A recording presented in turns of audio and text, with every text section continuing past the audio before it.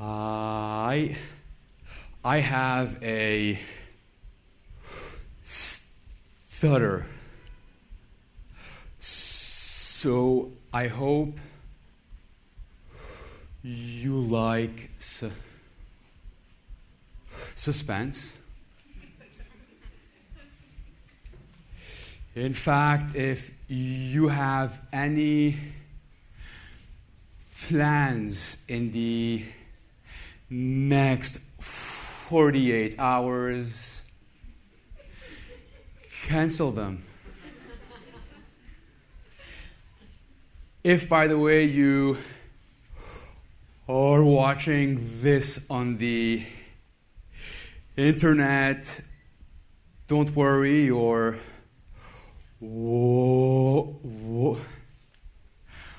Wi-Fi is working just fine.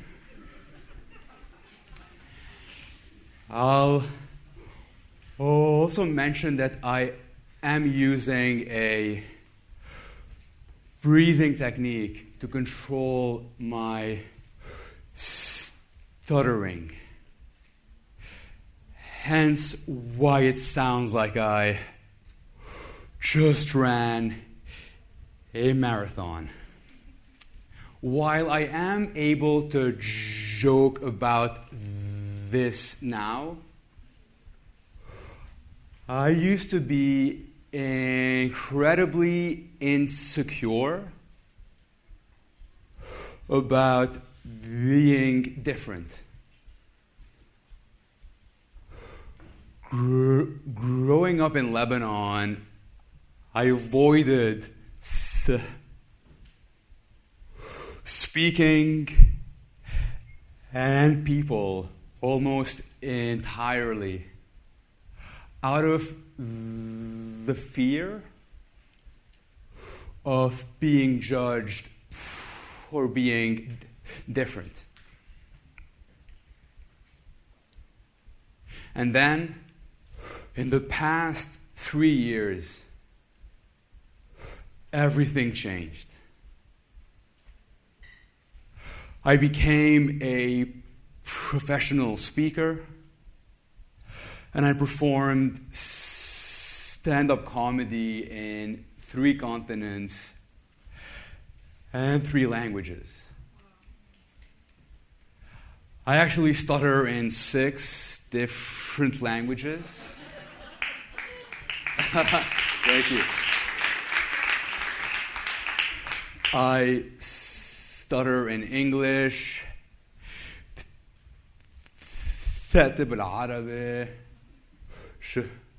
je bégaye en français, tartamudeo en español,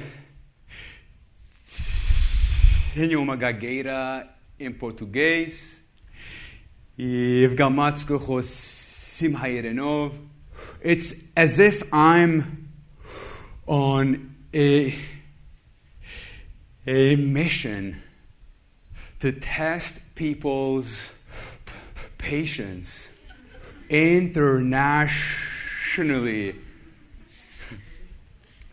After hundreds of stand-up comedy and speaking engagements at companies, conferences, and comedy clubs, I have learned a few things about fear that I am going to share with you today. But first, let me tell you a story. When I was 13 years old, I went on a family vacation to Austria. We were in Vienna for 3 days. On the first day,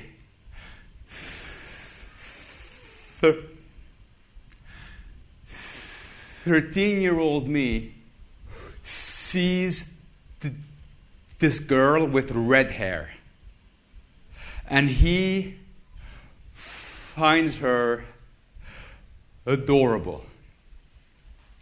A few seconds later, she gets into a taxi with her mother, and they leave. Day 2. I am at the Museum of Music, and there she was, cute and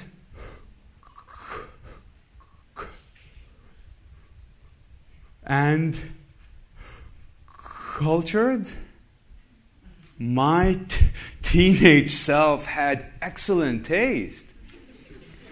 I think about saying hello to her, because 2 consecutive days in a big city is an astounding coincidence. But as I am drowning in my own head, she once again vanishes. Day 3. I'm having lunch on a patio with my family and this couple we met at the hotel.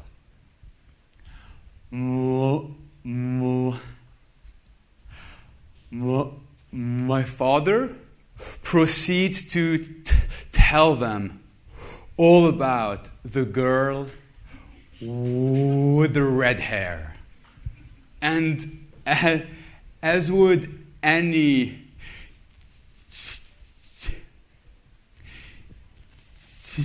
teenager being teased about his crush does, I look away, embarrassed, and with incomprehensible statistical absurdity, I see her. Everyone at the table starts cheering for me. 3 days in a row, they say. You have to speak to her. But the 3rd time was not a charm. I just sat there, frozen with anxiety and paralyzed by one single thought. What would she even say when she hears me stutter? Today, not only do I still stutter, but I still experience fear every time that I put myself out there. And today is no exception. If neither the stutter nor the fear have disappeared, what exactly has changed? I have good news and bad news for you all. The bad news is that fear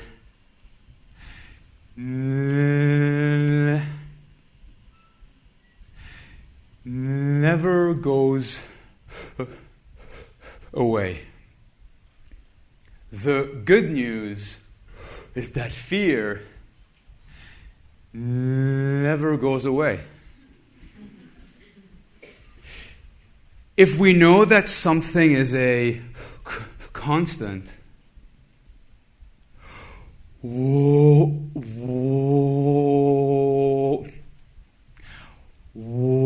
wait for it to miraculously disappear before we start taking action? In other words, while you might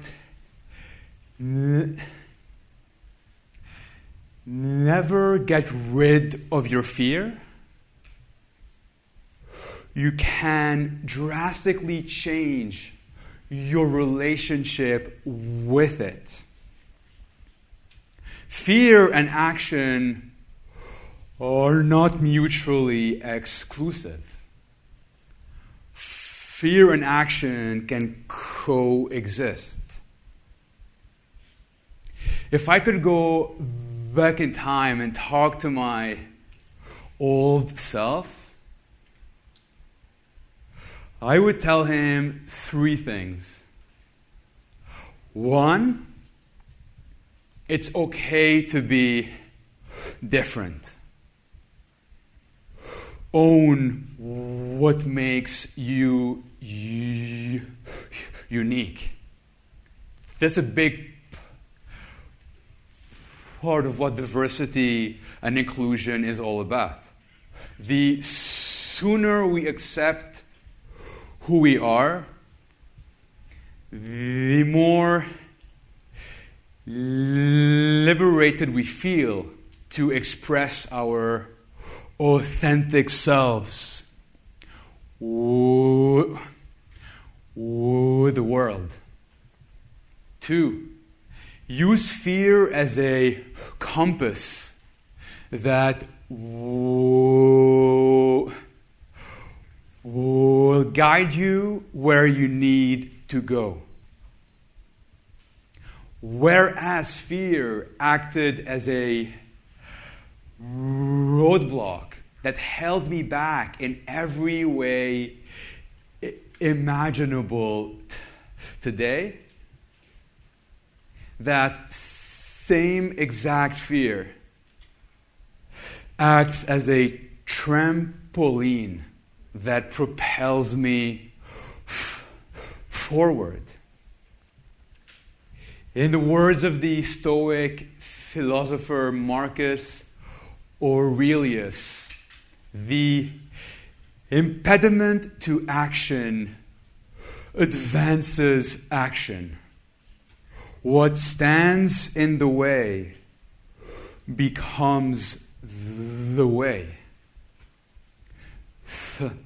3, stop expecting a breakthrough. Sometimes people will ask me, Jose, what was your turning point?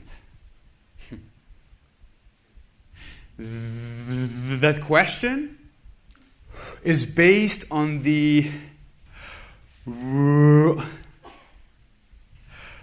romanticized idea that all we need for transformation is one moment when something just clicks. As you go running under the rain with dramatic music playing in the background.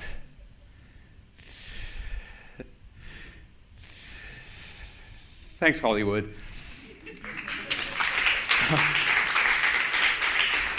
I have not found that to be the case. For me, it was millions of micro moments of bravery when I did what I feared the most. For instance, I went to the mall every single week for years where I talked to 100 complete strangers every single week. This comfort that we experience before a presentation, before moving to a new country, or even before asking someone out, it's all relatively insignificant in the grand scheme of things. On August 4 last year, in the Beirut explosion, a childhood friend of mine was killed.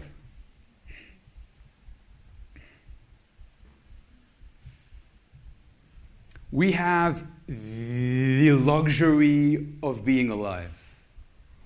We don't have to face our fears. We get to face our fears and fulfill our potential.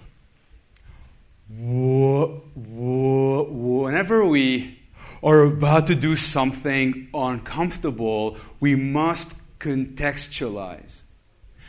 With relative insignificance, gratitude and appreciation for life itself. I'd like to conclude with a quote by the Sufi poet Rumi. Why do you stay in prison when the door is so wide open?